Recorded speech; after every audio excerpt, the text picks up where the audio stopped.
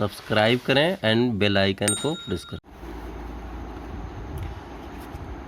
Class 12th के सभी student के लिए अब वीडियो फिजिक्स सब्जेक्ट के लिए बहुत ही इम्पॉर्टेंट है। मैं Amarjeet Yadav, physics teacher, lesson first और यूनिट फर्स्ट से स्टार्ट करता हूं और पर डे आपको वीडियो अपलोड करता रहूंगा। और आप लोग लॉकडाउन के समय को बढ़ता हुआ देख के पढ़ाई को अब ध्यान देकर पढ़ें, क्योंकि आपका लाइफ नहीं रुक रहा है। आपका लॉकडाउन में केवल आप लाख हुए हो, जीवन, टाइम, ये सब चल रहे हैं। ठीक है, तो ये आपका 28/4/2020 का मैं पहला वीडियो अपलोड कर रहा हूँ। और इसको आप जितने भी आपके और साथी हैं उन सभी को बोलें कि हमारे नंबर से कांटेक्ट कर लें 9936351437। और जो भी समस्याएं हैं उसको पूछ सकते हैं, मैं उसको बताऊंगा। चाहे कांटेक्ट करके बात कर सकते हैं या नहीं तो यूट्यूब चैनल पर मैंने एक चैनल भी क्रिएट कर दिया है और उस चैनल का नाम है JHAM झाम BABA बाबा AIT चैनल। ठीक है, इस चैनल पर जाकर सब्सक्राइब कर लें, लाइक कर दें, ठीक है, शेयर कर दें जितने और स्टूडेंट हैं सभी को, जिससे सभी को पढ़ने में आसानी हो। ठीक है, और ये आपका लेसन फर्स्ट है, coulomb law and electric field. Time बिना वेस्ट किए हम आगे बढ़ते हैं।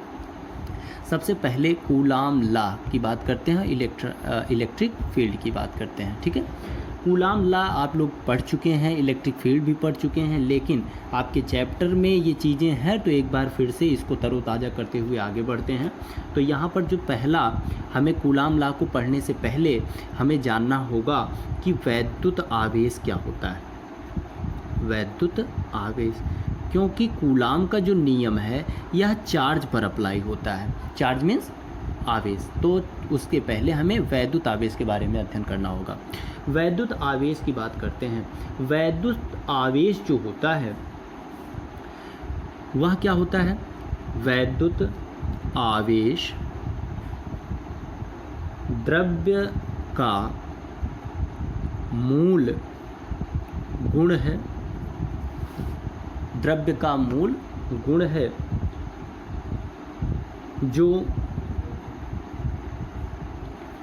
इलेक्ट्रॉन तथा प्रोटॉन से संबंधित है। ठीक है, ये इससे संबंधित है। इसमें एक चीज़ और जानते हैं कि परमाणु क्रमांक क्या होता है, परमाणु भार क्या होता है, सारी चीज़ें आपको मालूम है।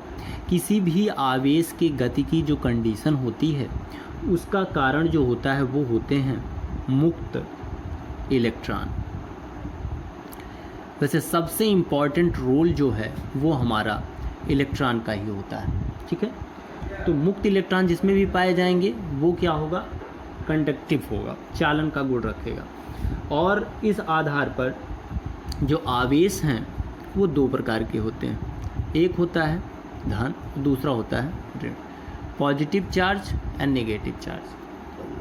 ठीक है, तो ये दो तरीके से होते हैं, तो धन आवेश और ऋण आवेश। अगर जैसे हम लोग मैथमेटिक्स के अकॉर्डिंग देखते हैं प्लस प्लस होता है तो उसका जो आता है वो प्लस ही फाइंड आउट होता है, रिजल्टेंट। तो यहाँ पर अगर दो आवेश हैं और एक आवेश प्लस चार्ज है, दूसरा आवेश भी प्लस चार्ज के साथ है, तो दोनों में प्रतिकर्षण होता है। क्या होता है? प्रतिकर्षण होता है। अर्थात ये दोनों जो अप्लाइड फोर्स होगा वो जो है विपरीत दिशा में कार्य करेगा। ठीक है, अप्लाइड फोर्स विपरीत दिशा में। लेकिन अगर एक प्लस क्यू है और दूसरा माइनस क्यू चार्ज के साथ है तो अप्लाइड फोर्स विपरीत ना होकर दोनों एक ही दिशा में कार्य करेंगे। ठीक है, तो इस तरीके से ये चार्ज क्या गुण आ गया। अब यहाँ पर अगर दो आवेश की सारी एक्टिविटी के बारे में हमने अध्ययन कर लिया, तो यहाँ पर ये जो दोनों आवेश हैं, मान लेते हैं यहाँ पर एक आवेश Q है, यहाँ पर एक आवेश Q है, इन दोनों के बीच की जो दूरी है वो R है। माना दो आवेश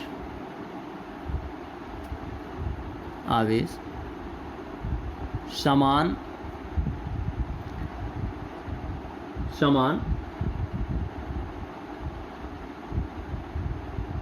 हैं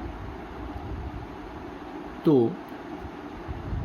उनके बीच की दूरी r के कारण, r दूरी है और दोनों आवेश समान है, तो उसमें कौन सा बल लगेगा? आकर्षण। तो प्रतिकर्षण के कारण प्रतिकर्षण बल निर्भर करता है। तो यहाँ लिख सकते हैं प्रतिकर्षण बल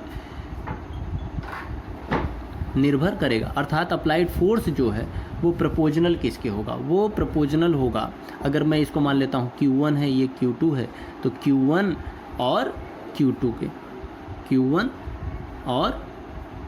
के प्रोपोर्शनल होगा। और उसकी जो बीच की दूरी होती है उसके क्या होगा?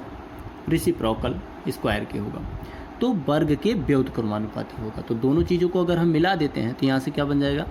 F proportional Q1 Q2 upon R square. It means हम इसे कह सकते हैं F इज़ इक्वल टू, अगर हम यूज करते हैं तो कोई कांस्टेंट लगाते हैं और वो कांस्टेंट होगा 1/4πε0 Q1 Q2 upon R square. तो ये यहाँ पर दोनों आवेशों के बीच लगने वाला जो बल है उसकी गणना हम यहाँ इस तरीके से कर सकते हैं।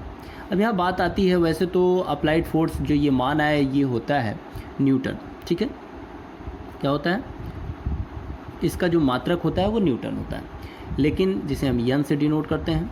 यहाँ पर इस तरीके से इसका मात्रक और भी बन सकता है, और वो क्या हो सकता है? अगर हम लिखें तो कूलाम स्क्वायर बटे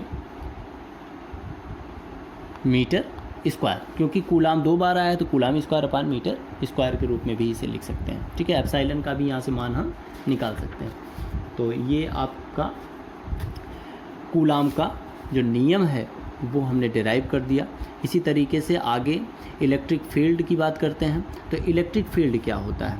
जैसे कोई भी चार्ज है, आवेश है, तो उसके कुछ रेंज तक या तो कोई दूसरा परीक्षण आवेश में Q0 ले लेता हूँ तो वो या तो आकर्षण का अनुभव करेगा या प्रतिकर्षण का अनुभव करेगा।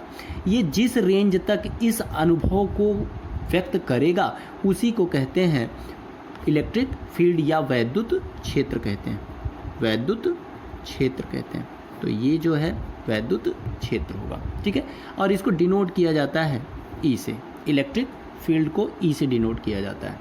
अब अगला जो आपका हेडिंग बनेगा वो हो जाएगा कि वैद्युत बल तथा वैद्युत क्षेत्र में संबंध, ठीक है। तो ये हम अगली वीडियो में आपको प्रोवाइड कराएंगे, ठीक है।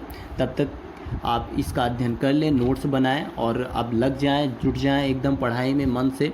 और यहाँ पर आप जो दिया गया नंबर है उसे कांटेक्ट भी कर सकते हैं, किसी प्रकार की कोई समस्या होती है या आपको इसका रिटन और ज़्यादा अच्छा चाहिए, वैसे खुद से नोट्स बनाओगे तो और ज़्यादा बेटर होगा, तो उसके लिए आप कांटेक्ट कर सकते हैं, ठीक है। Thank you very much.